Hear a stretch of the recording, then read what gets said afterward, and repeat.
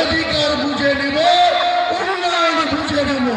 এটাই আমার টার্গেট, এটাই আমার লক্ষ্য, এটাই আমার ইরাদা।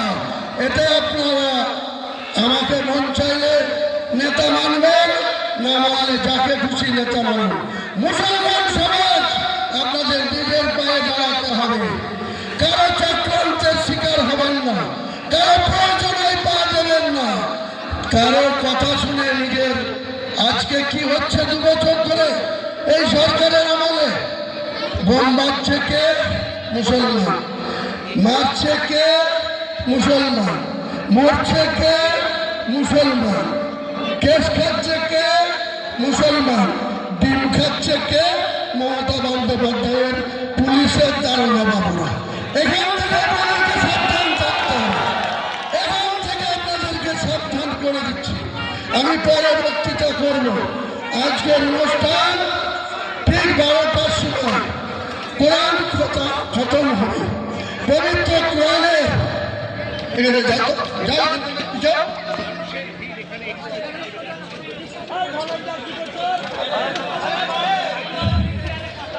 আজকে আরেকটা উল্লেখযোগ্য দিন মুসলমানদের জন্য, আরেকটা উল্লেখযোগ্য দিন। যে পবিত্র কোরআন যেদিন নাজিল হয়েছিল সেই দিন থেকে আজকে 6 ডিসেম্বর 2025 কোরআনের বয়স পূর্ণ হয়েছে 1450 বছর। এই 1450 বছর কোরআনের বয়সের দিনে কোরআনকে মুসলমান আপনাদেরকে হেফাজত করতে হবে।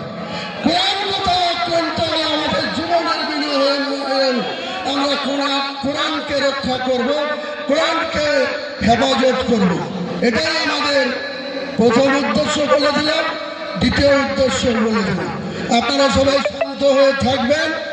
আমরা ঠিক বেলা 12টায় এখানে পবিত্র কোরআনের খতম করা হবে। 1.5 ঘন্টা লাগবে না 2 ঘন্টা লাগবে।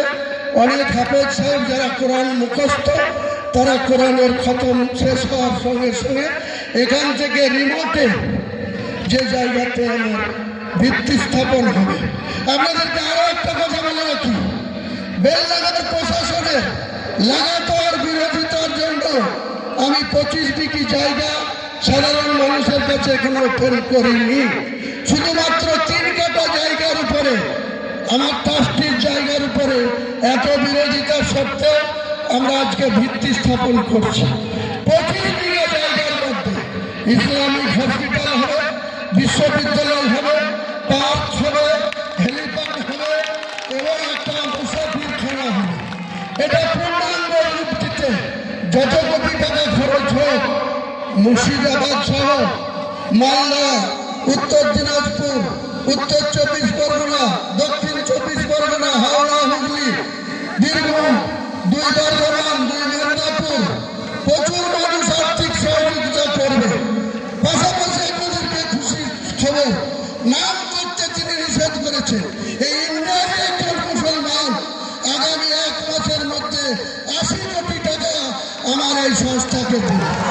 80 কোটি টাকা হোয়াইট মানি, তার কোম্পানি থেকে 80 কোটি টাকা আমাদের এই সংস্থাকে তিনি বাবরি মসজিদ এবং আমার ট্রাস্টিকে সহযোগিতা করবে। ইনশাআল্লাহ টাকার কোনো অভাব হবে না।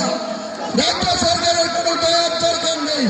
রাজ্য সরকারের টাকায় আমি মসজিদ করব না, তাতে মসজিদের পবিত্রতা নষ্ট হবে। এটা আমি কোনো মতেই গ্রহণ করব না। এটাই হচ্ছে আমার মেন উদ্দেশ্য। আপনারা চুপচাপ থাকুন, শান্তভাবে থাকুন। যারা বাইরে থেকে এসছেন তারা আমাদের ভলেন্টিয়ারদের সাথে যোগাযোগ রাখবেন। তারা আপনাদের সামান্য লাঞ্চের বা বিরিয়ানির প্যাকেট দেবে। লোকাল ভাইদের অনুরোধ করে বলবো, এত লোককে আমি আপনাদের কোনো অতিথিয়তা আপ্যায়ন করতে পারবো না, আমাকে ক্ষমা করবেন।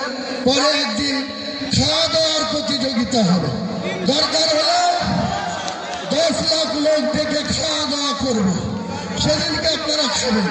আজকে আপনারা একটু, আমরা যেমন রোজা রাখি সেরকম লোকাল লোক, জেলার লোক, বিভিন্ন ব্লক থেকে আসা লোক আমার কথাটা মেনে নেবেন, সহযোগিতা করবেন। যারা মালদা, ভাঙড়, হুগলি, বীরভূম, বর্ধমান বিভিন্ন জায়গা থেকে আসছেন তাদের একটু সামান্য বিরিয়ানির প্যাকেট করা আছে, তাদের কাছে আমাদের ভলেন্টিয়াররা পৌঁছে দেবে। আপনারা একটু